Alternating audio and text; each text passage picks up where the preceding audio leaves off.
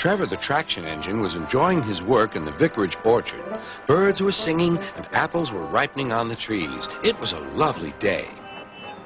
Hello, Trevor, said James. You look as bright and cheerful as my red paint. Oh, I am, replied Trevor.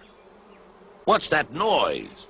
It's the bees, laughed Trevor. They're all in these boxy things called beehives. I'm taking them to the station. The vicar says his bees make good honey, and he's giving some of them to his friends. Just then, Boko, the diesel engine, hummed in. Take care, you two. Don't make the bees angry. They might sting you. James didn't like being told what to do by a diesel, and he buzzed away. Goodbye, Trevor, called Boko, and set off to see Duck at the next station. Bill and Ben, the tank engine twins, were busy arranging cars, but they scampered off when they saw Boko.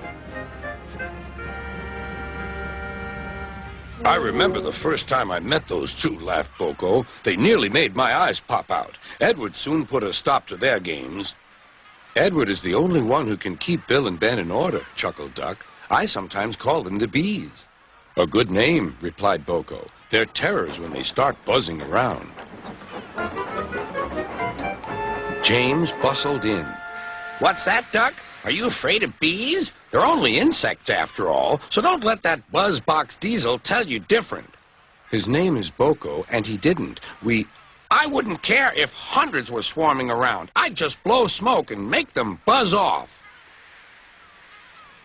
Buzz, buzz, buzz, retorted Duck.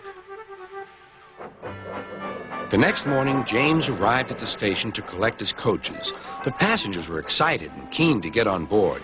The platform was crowded, and the porter was in a hurry.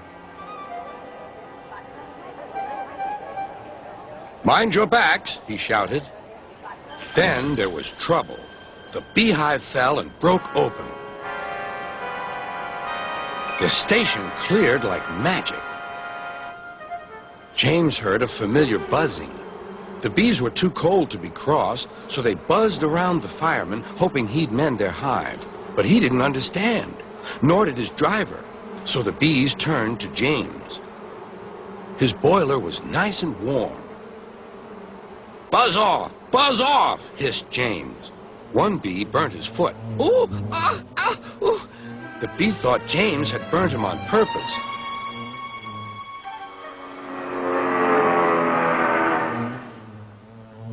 So it stung James right back on the nose. Eee! Whistled James. He had had enough. So had his fireman and driver. They didn't notice till too late that they had left all their coaches behind. They tried everything to get rid of the bees. First, they spun on the turntable, but to no avail. They tried washing them off, but the bees clung harder to James's warm boiler. Then they tried smoking them off by going through a long tunnel, but still the bees wouldn't go away. It's no good, James, said his driver. We'll just have to go back to the orchard and fetch another hive. James's reply was drowned by the sound of buzzing. The vicar was waiting anxiously for James. When he arrived, the bees swarmed straight into their new home. Come on, James, said his driver. What you need now is a good hose down. Later that evening, James was resting in the shed when the vicar came to see him. Thank you for saving my bees, he said. It's a pity it's not Christmas. Then we could call you James the Red-Nosed Engine.